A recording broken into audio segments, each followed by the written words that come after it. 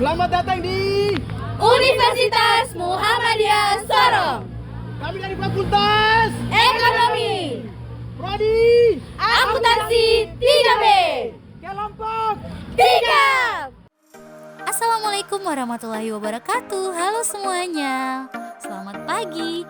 Kalau kata pepatah itu tak kenal maka tak sayang. Maka dari itu, biar makin sayang, perkenalkan kami dari kelompok 3 kelas akuntansi B. Nah teman-teman, pernah kepikiran gak apa sih sebenarnya akuntansi persediaan itu? Jangan-jangan belum ada yang tahu nih. Terus ada juga nih 3 metode evaluasi inventaris yang bakal bikin kalian mikir, oh ternyata gini caranya. Tunggu. Kalian udah pada tahu belum sih apa saja yang harus dicatat di dalam akuntansi persediaan? Untuk itu jangan skip video ini ya, karena kita bakal jelaskan kepada kalian tentang fungsi akuntansi persediaan. Dan sudah pasti kalian semua yang nonton video ini bakalan paham dan ngerti pentingnya belajar akuntansi persediaan. Maka dari itu teman-teman semua jangan lewatkan video kami, karena kami mempunyai contoh soal dan penyelesaiannya juga loh. So, stay tuned and enjoy watching.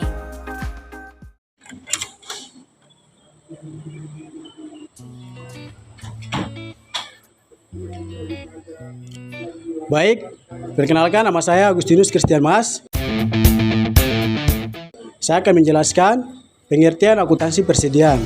Akuntansi persediaan itu cara bisnis mencatat dan mengatur barang-barang yang mereka punya, entah itu bahan baku, barang setengah jadi, atau barang-barang yang siap dijual. Intinya persediaan itu sangat penting karena disitulah bisnis dapat beroleh keuntungan.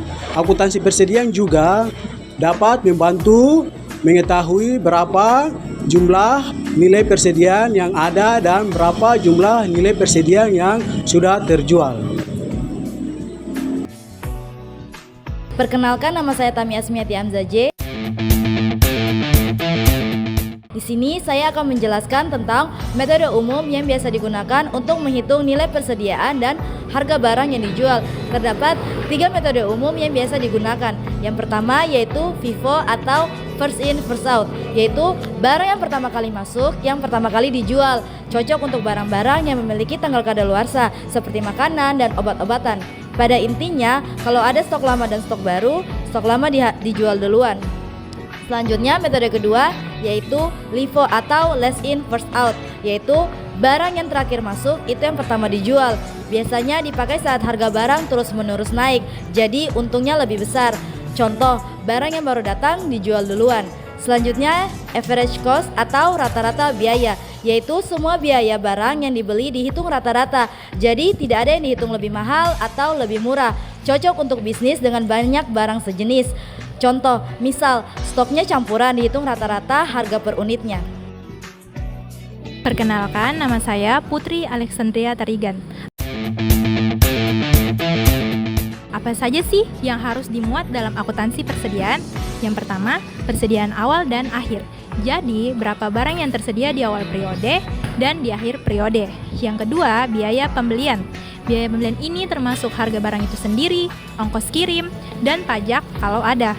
Yang ketiga, biaya penyimpanan. Jadi, kalau ada gudang atau tempat penyimpanan, dihitung biayanya. Yang keempat, kerugian. Barang yang hilang karena rusak, dicuri, atau salah hitung, harus dicatat agar tahu apa yang sebenarnya terjadi. Perkenalkan, nama saya Herlina Sitrasel. Di sini saya akan menjelaskan tentang fungsi akuntansi persediaan. Yang pertama, hitung harga pokok penjualan atau HPP. Nah, biaya barang yang dijual ini penting buat tahu berapa keuntungan bisnis.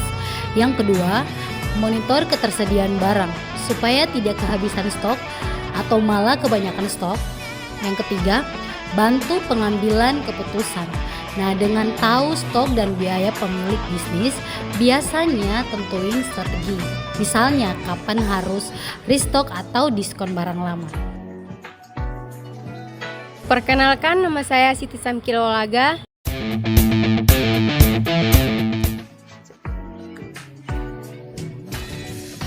Nah guys, yang pertama, untuk menjaga kelancaran operasional kalau stok habis atau berantakan, bisnis bisa terganggu. Yang kedua, efisiensi biaya. Dengan tahu barang apa yang laris dan apa yang tidak, bisnis bisa fokus ke barang yang menguntungkan. Yang ketiga, transparansi laporan keuangan. Akuntansi persediaan bikin laporan keuangan lebih jelas, terutama buat pajak atau laporan ke investor.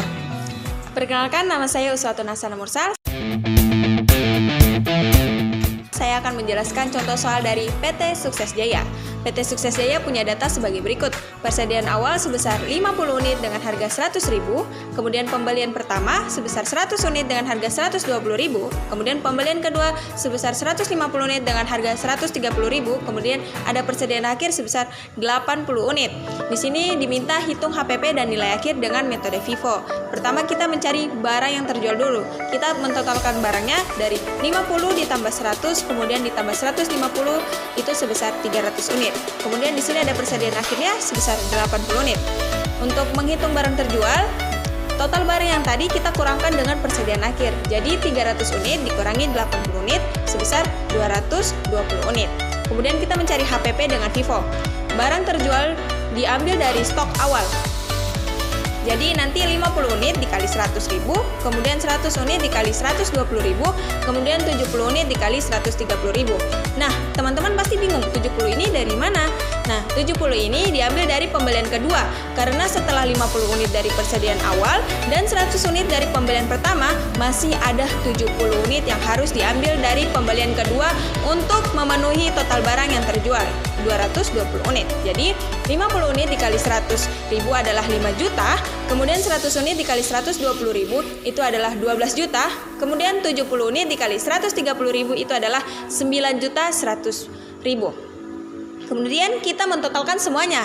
Jadi 5 juta ditambah 12 juta ditambah 9.100.000 adalah 26.100.000. Kemudian kita mencari nilai persediaan akhir, di mana sisa stok itu 80 unit kita kalikan dengan 130.000.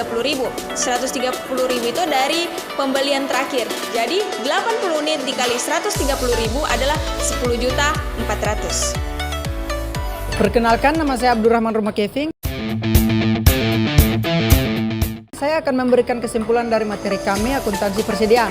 Akuntansi persediaan itu penting banget buat bisnis, apalagi yang jualan barang.